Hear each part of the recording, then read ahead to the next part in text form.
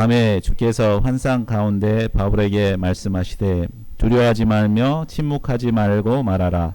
내가 너와 함께 있음에 어떤 사람도 너를 대적하여 해롭게 할 자가 없을 것이니 이는 이 성 중에 내 백성이 많음이라 하시더라. 고마우신 하나님, 저희들을 죄 가운데서 구원하시고 참 거룩한 하나님의 백성 삼아주신 것을 감사합니다. 죄악된 세상 가운데서 참 저희가 참 고독과 외로움과 두려움에 사로잡혀 살아갈 수밖에 없지만 이런 저희와 함께 하셔서 저희들을 인도해 주신 것을 감사합니다. 참 시시때때로 두려움에 사로잡힐 수밖에 없는 저희들이 어떻게 이 두려움에서 벗어날 수 있는가 말씀을 통해서 배우기를 원합니다. 저희들의 영안을 열어주시고 참 말씀을 통해서 깊이 깨닫고 또 참 두려움에서 벗어나는 귀한 시간 될 수 있도록 주님 축복하여 주시옵소서. 감사하고 모든 말씀을 주 예수 그리스도의 이름으로 기도하였습니다. 아멘. 꿀벌의 종류 중에 괭벌이라는 벌이 있습니다. 들어보셨습니까? 이 괭벌은 이 사진에서 보듯이 큰 엉덩이에 비해서 날개가 아주 작습니다. 그러니까 그 과학적으로 보면 도저히 날아갈 수 없는, 닭하고 똑같죠. 몸은 큰데 날개가 적으니까 날 수가 없다고 합니다. 그러나 실제로 괭벌은 하늘을 마음껏 날아다닙니다. 어떻게 그럴 수가 있었을까요? 저는 곤충학자는 아니지만 그 이유를 두 가지 때문이라고 생각합니다. 하나는 괭벌이 다른 벌들과 비교의식에 빠지지 않았기 때문입니다. 또 하나는 자신에게 주어진 조건에 최선을 다했기 때문입니다.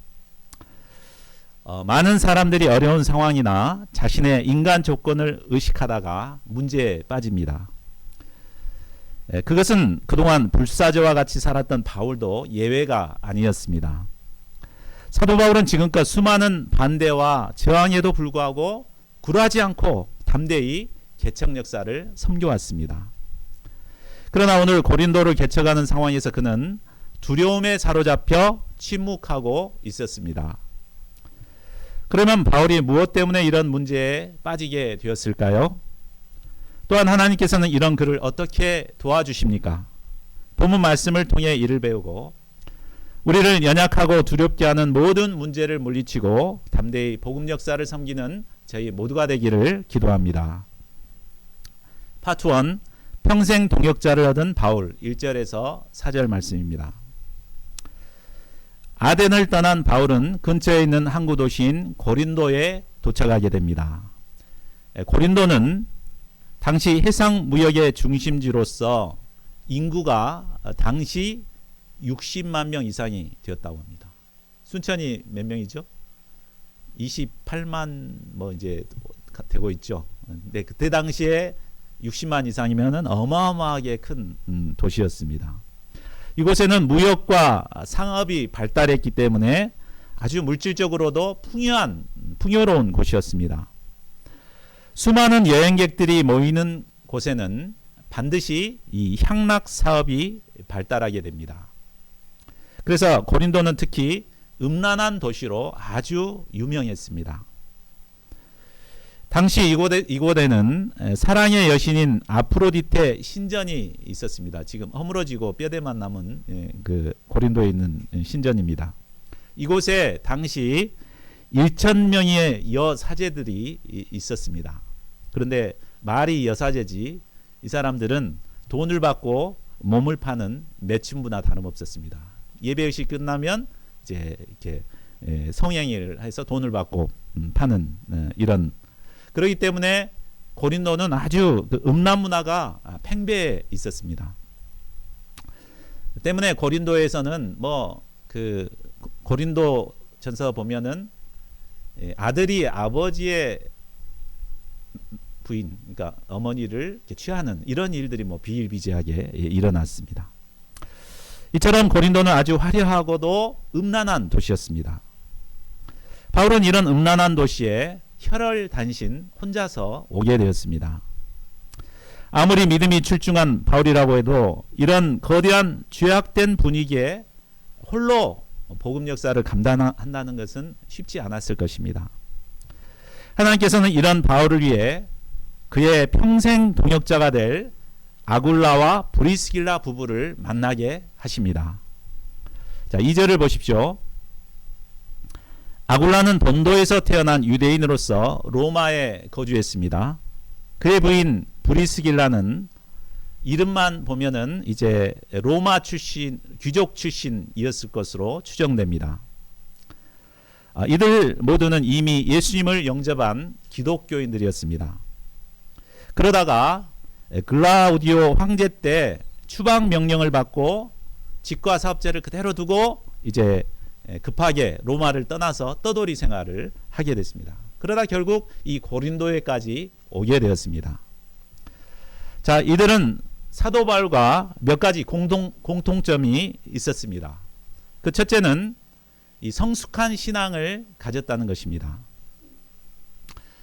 뒤에 보면 그들은 에베소에서 이 아볼로를 만나게 했는데 아볼로도 굉장히 훌륭한 사람이거든요. 근데 그의 신앙 문제를 정확하게 분별해내고 그를 데려다가 말씀으로 잘 이렇게 도와서 회복시키는 일을 합니다. 그러니까 뭐 바울과 거의 버금가는 영적 수준의 사람이었던 것을 알 수 있습니다. 또 하나는 직업이 같다는 것입니다. 학자들의 말에 의하면 이 사도 바울의 아버지도 이 천막을 만드는 직업이었을 것으로 추정합니다.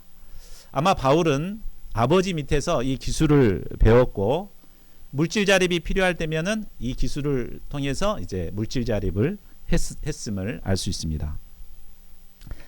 숙박 시설이 많지 않았던 당시에는 이 천막에 대한 수요가 대단히 높았습니다. 그래서 수입이 꽤 짭짤했습니다.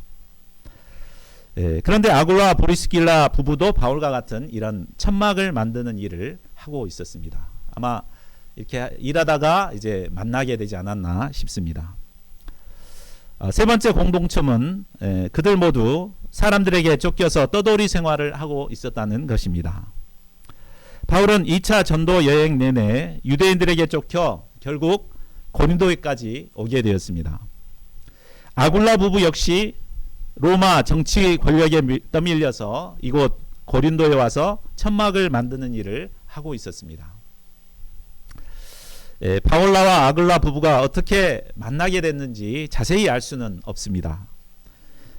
그런데 2절 하반절을 보면 바울이 먼저 이들 부부에게로 다가갔습니다. 그러니까 바울이 기도하는 가운데 이 하나님께서 나에게 동역자로 주셨구나 이렇게 깨닫고 다가간 것입니다. 하나님의 뜻을 영접한 그들은 이제 함께 살면서 하나님의 역사를 서로 동역하여 섬기게 됩니다. 로마서 16장 3, 4절을 보면 브리스길라와 아굴라 부부는 바울의 목숨을 위해서는 기꺼이 자신의 목까지도 내놓는 헌신적인 동역자들이었습니다. 4절을 보면 귀한 동역자를 얻게 된 바울은 다시 힘을 내어서 안식일마다 회당에서 강론하고 유대인과 헬라인을 권면했습니다. 하나님께서는 우리가 힘들고 어려운 상황에 홀로 있을 때 우리를 그냥 내버려 두지 않으십니다. 함께 어려움을 이겨낼 믿음의 동역자를 보내주십니다. 저는 여기 계신 여러분들이 위기의 상황에서 하나님께서 보내주신 동역자라고 믿습니다. 우리 체베드로 목자님 가정은 제가 개척 초기에 두 학사 가정들이 떠나고 절반 이상이 떠나는 그런 상황에서 오셨습니다. 그래서 굉장히 큰 힘과 위로를 얻고 함께 동역할 수 있게 하셨습니다. 그 뒤에 캠퍼스 포럼 모임을 통해 세웠던 제자와 양들이 한꺼번에 떠나는 일이 있었습니다. 이때 저는 극심한 스트레스로 2주 동안 병원에 입원해 있었습니다. 그런데 하나님께서는 이때 김태희 목자님을 보내주셨습니다. 그리고 그를 통해서 세 분의 형제 자매님들을 우리 교회로 인도해 주셨습니다. 또한 이 시기에 아프리카에서 연구 귀국하신 이다니엘 목자님 가정을 우리 순천에 정착해 하심으로 하나님의 일을 동역하여 섬기게 하셨습니다. 우리 소정동 목자님은 개척 초기 때부터 어렵고 힘들 때마다 항상 저희 곁에서 지켜준 동역자입니다. 자, 여러분은 어려운 시기에 하나님께서 하나님의 일을 하도록 바로 하나님께서 보내주신 동역자들입니다. 우리 옆 사람들에게 한번 고백해 봤으면 좋겠습니다. 당신은 하나님이 보내주신 나의 동역자입니다. 우리 서로. 예, 아멘.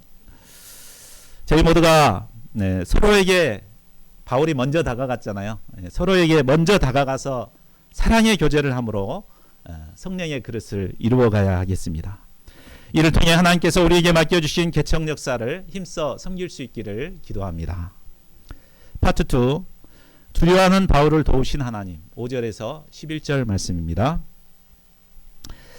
어느 정도 시간이 지난 후에 실라와 디모데가 마게도냐로부터 내려왔습니다. 이로 인해 바울은 하나님의 말씀에 붙잡히게 되었습니다.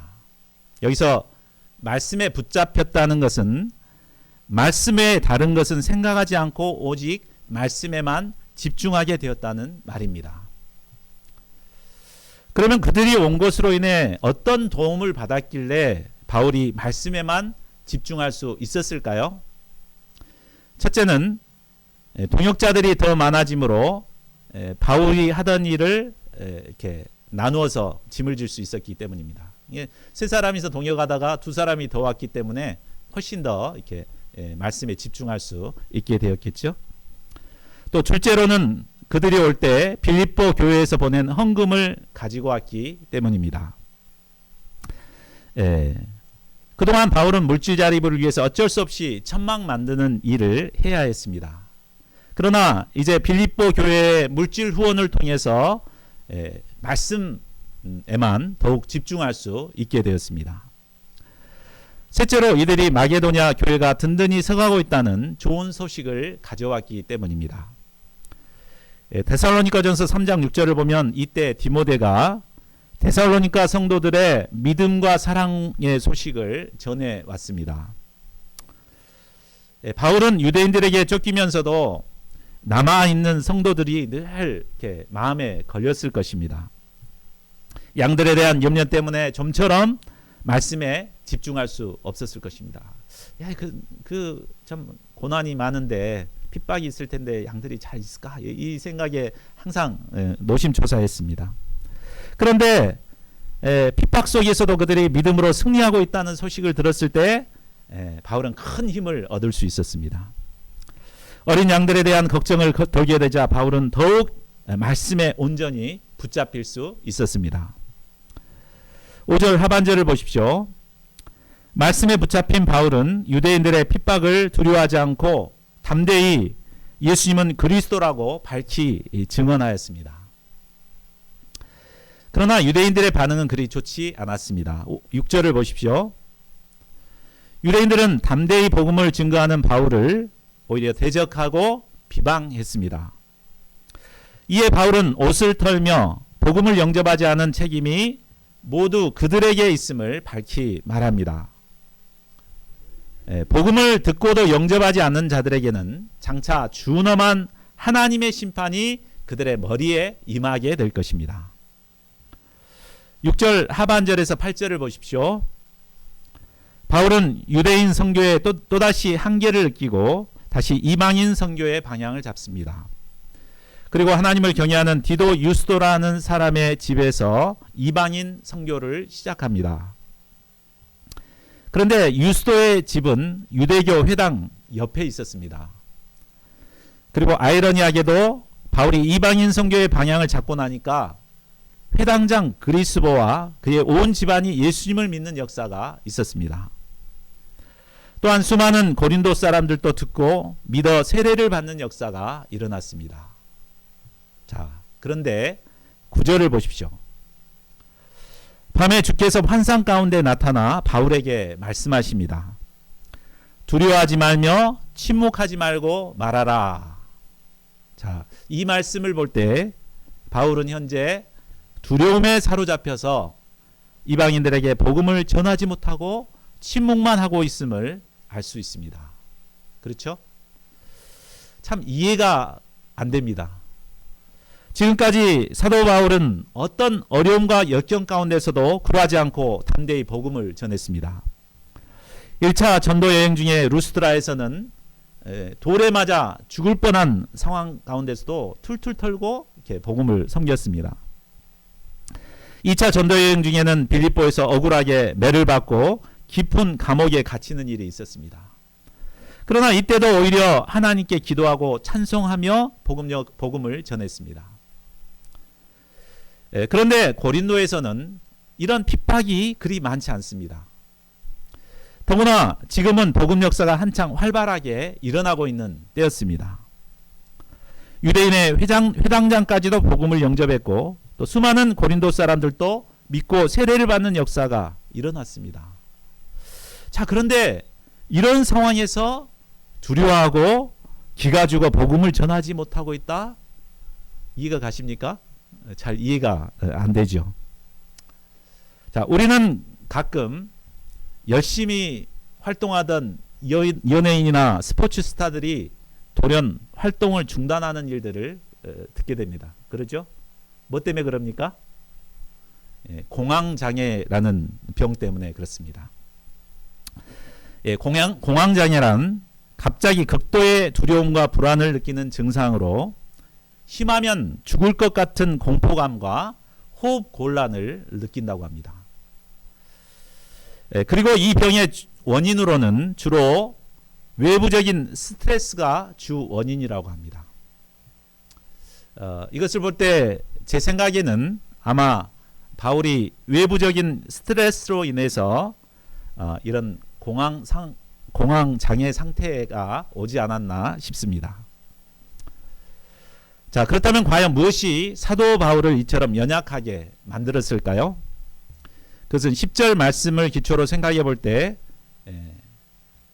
조금 이해할 수 있습니다. 그것은 바울을 대적하여 해롭게 하는 자들에 대한 두려움 때문이었습니다. 그동안 사도 바울의 전도 사역을 보면 반복되는 하나의 패턴이 있습니다. 그것은 말씀 역사가 흥황하게 일어나면 어김없이 유대인들이 몰려와서 그를 해롭게 했다는 것입니다. 이런 패턴은 1차, 2차 전도 여행 내내 이루어졌습니다. 그러다 보니 이 일은 바울에게 있어 트라우마로 자리 잡게 됐습니다. 이렇게 좀 부흥하려고 그러니까 또 이렇게 유대인들이 이렇게 몰려오는 거 아닌가 이런 이제 두려움이 생기겠죠. 더군다나 고린도 교회는 현재 회당 바로 옆에 있는 유스도의 집입니다. 많은 유대인들이 맘만 먹으면 언제든지 테러를 감행할 수 있는 상황입니다. 자, 이런 트라우마로 인해서 사도 바울은 두려움에 사로잡히고 공황장애 상태에 빠진 것 같습니다. 이 두려움 때문에 바울은 적극적으로 말씀을 전하지도 못했습니다. 이때 바울의 고통이 어떠했는지 그는 고린도전서 2장 3절에서 이렇게 고백합니다. 내가 너희 가운데 거할 때에 약하고 두려워하고 심히 떨었노라. 아마 바울은 두려움에 사로잡혀 염려와 걱정에 아마 잠도 깊이 잘 수 없었을 것입니다.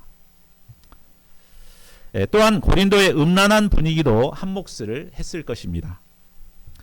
고린도의 음란한 분위기는 복음의 말씀을 전하는 것에 한계를 느끼게 했습니다. 양들에게 야 정욕이 죄야 이렇게 이제 가르치면 양들은 그것을 이해하지도 못하고 받아들이지 못했습니다. 마치 소기의 경일 것 같았습니다. 그렇게 해야 돼 그러면 예 하면서 또다시 또 정욕죄를 짓고 왔습니다. 이런 일들이 반복되다 보니 점점 사도 바울은 자신을 잃어가고 있었을 것입니다. 자, 이런 상황에서 하나님께서는 바울을 어떻게 도와주십니까? 우리 9절 10절을 같이 읽어보겠습니다. 시작. 밤에 주께서 환상 가운데 바울에게 말씀하시되 두려워하지 말며 침묵하지 말고 말하라. 내가 너와 함께 있음에 어떤 사람도 너를 대적하여 해롭게 할 자가 없을 것이니 이는 이 백성 중에 내 백성이 많음이라 하시더라. 예. 하나님께서는 먼저 바울에게 두려워하지 말며 침묵하지 말고 말하라고 명령하십니다. 그리고 계속해서 그렇게 해야 되는 이유가 무엇인가를 설명해 주십니다. 그것은 첫째로 하나님께서 그와 함께 하시기 때문입니다. 주님께서는 바울에게 말씀하십니다. 내가 너와 함께 있음에. 바울이 현재 두려움에 빠져 있는 이유는 바울을 대적하여 해롭게 하는 자들을 의식하고 있었기 때문입니다. 그러나 하나님께서는 그와 함께 하시는 하나님을 의식하도록 돕습니다. 주께서 환상 가운데 나타나 말씀하시기 전 바울의 내면은 밤과 같이 어두웠습니다. 그러나 환상을 통해 하나님이 주신 비전과 말씀을 영접한 바울은 달랐습니다.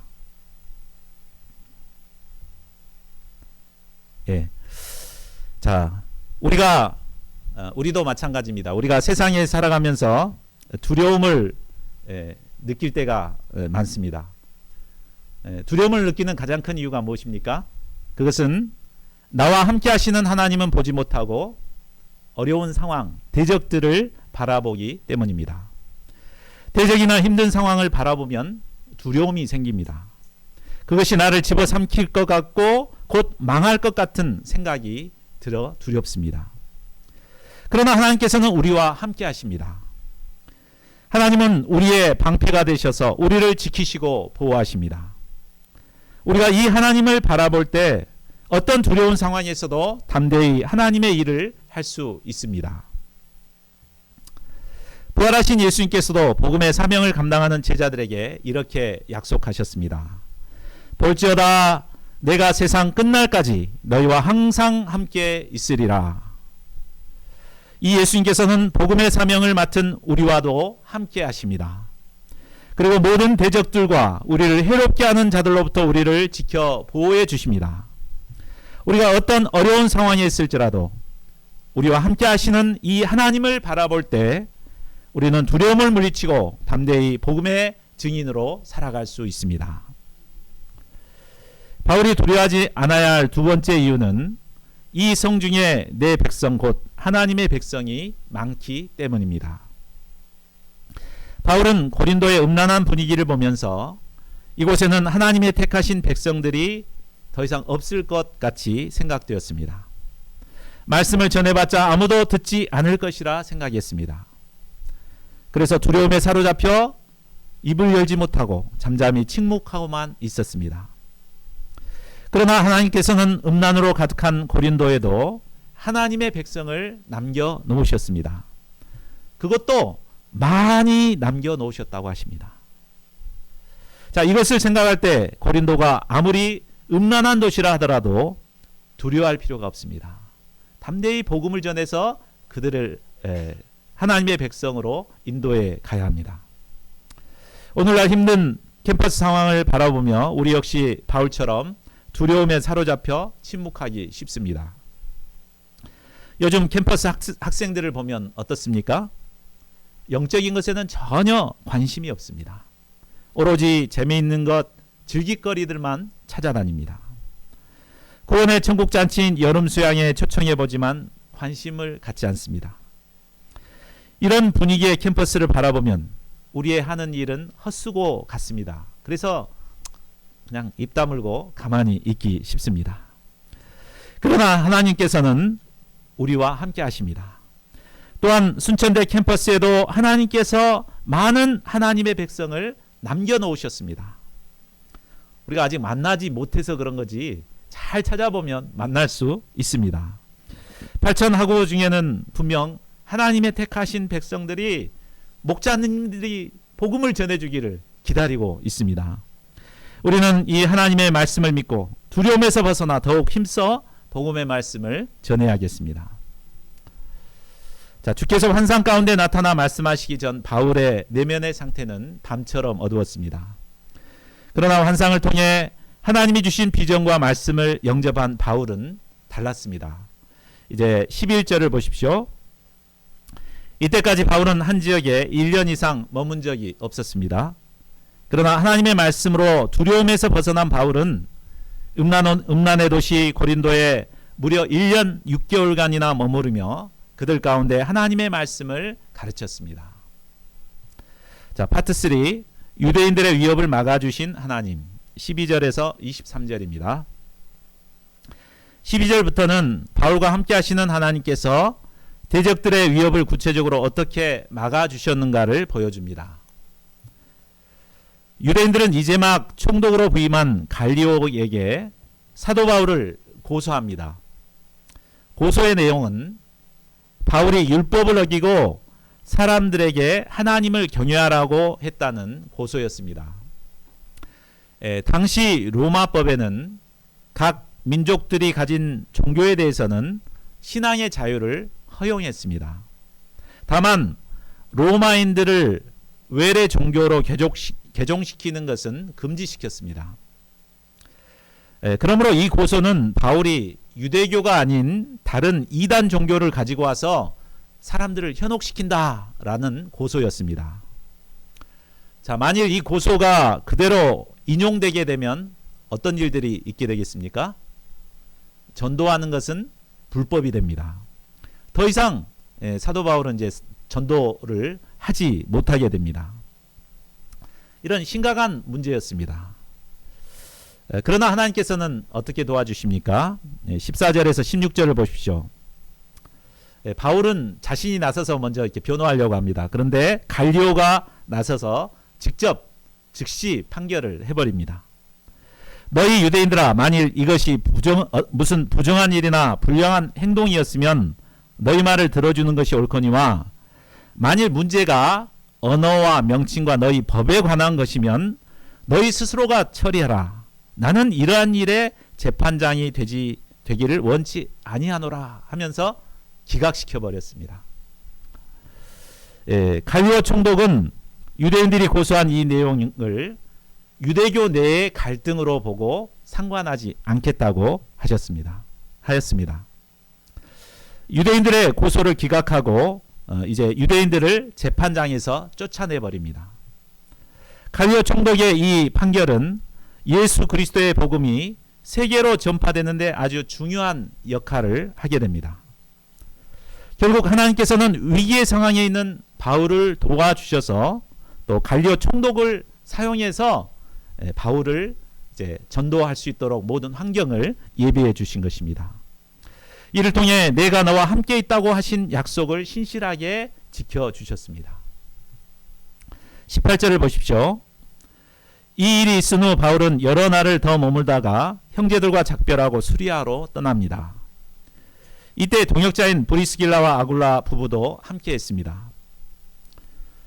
자, 이때 바울이 갱그레아에서 머리를 깎았는데 그 이유는 바울이 일찍이 하나님께 서원한 것이 있었기 때문이라고 말합니다.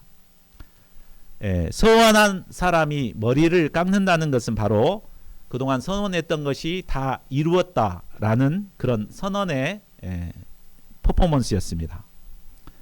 바울이 구체적으로 어떤 서원을 했는지 우리 잘 알 수 없습니다. 그러나 앞의 내용을 유추해 볼 때 아마 고린도에서 1년 반 동안 아니면 몇 명까지 이렇게 구원하기 위해서 이제 하겠다 이런 다짐과 서원을 했던 것 같습니다.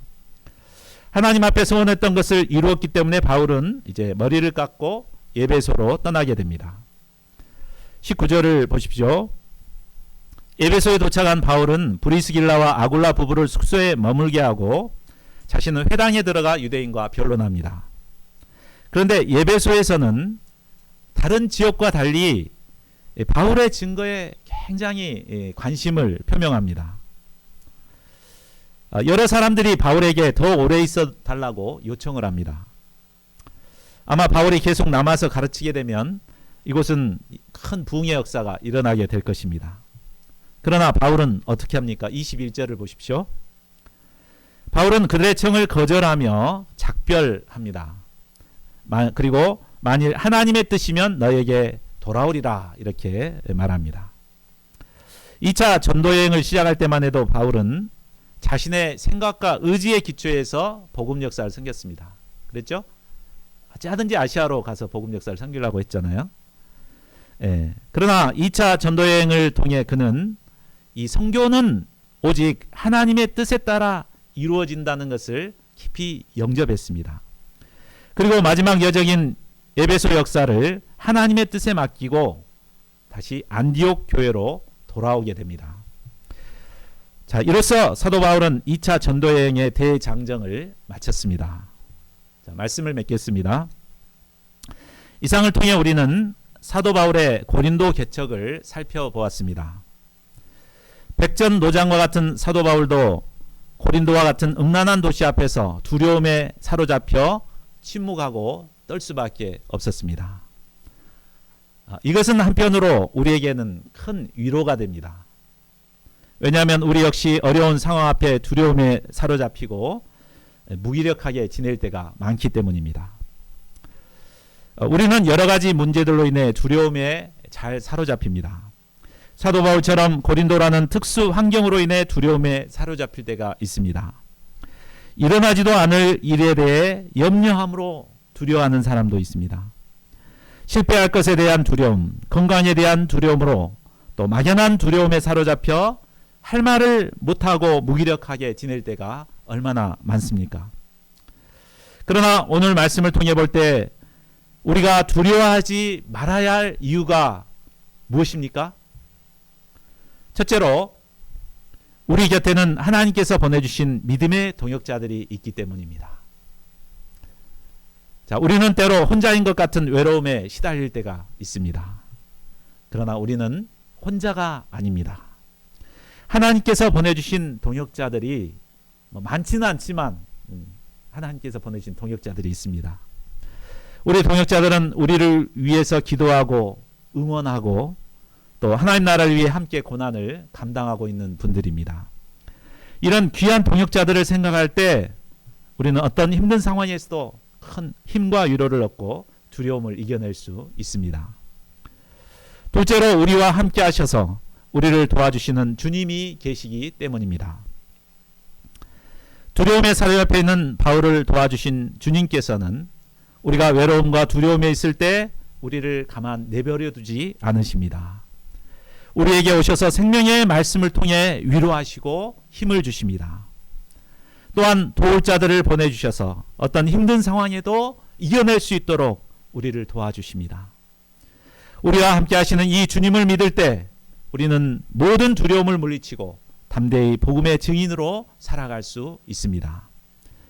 셋째로 죄악된 시대에도 하나님께서 남겨주신 하나님의 백성들이 있기 때문입니다. 사도 바울이 고린도의 음란하고 죄악된 분위기로 인해 두려움에 빠졌듯이 우리도 이 시대의 죄악된 분위기 때문에 움츠려들기 쉽습니다. 그러나 아무리 음란하고 죄악된 분위기 가운데서도 하나님께서는 하나님의 백성들을 남겨놓으셨습니다. 예수님이 지금까지 재림하시지 않는 이유는 그 남은 자들이 있기 때문에 그들을 구원하기 위해서 아직 재림하지 않고 계시는 것입니다. 우리가 이 약속의 말씀을 믿을 때 우리는 두려움에서 벗어나 침묵하지 않고 담대히 주님의 복음을 전할 수 있습니다. 우리에게는 하나님이 보내신 믿음의 동역자가 있습니다. 또한 우리 주님께서는 세상 끝날까지 우리와 함께 하십니다. 또한 제약된 이 시대에도 하나님께서 남겨놓으신 하나님의 백성들이 있습니다. 그러므로 우리는 더 이상 두려워할 필요가 없습니다. 믿음으로 모든 두려움을 물리치고 담대히 말씀을 증거하는 자들이 되어야 되겠습니다.